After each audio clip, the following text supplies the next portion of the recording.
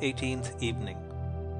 I say this and know it to be truth, that circumstances can only affect you in so far as we allow them to do so.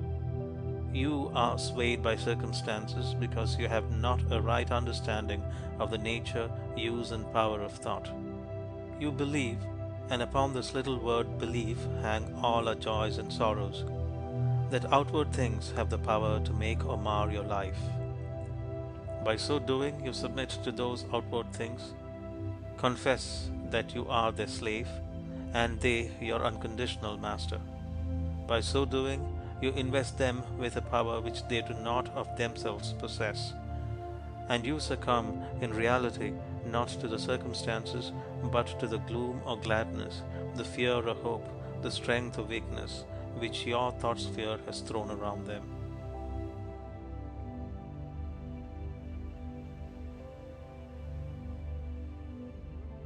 Eighteenth evening.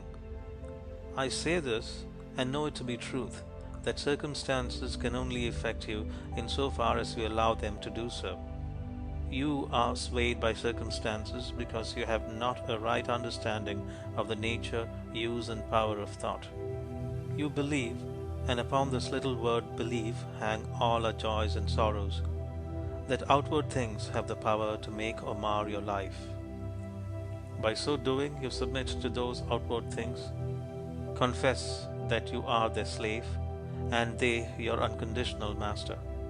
By so doing, you invest them with a power which they do not of themselves possess, and you succumb in reality not to the circumstances, but to the gloom or gladness, the fear or hope, the strength or weakness which your thought sphere has thrown around them.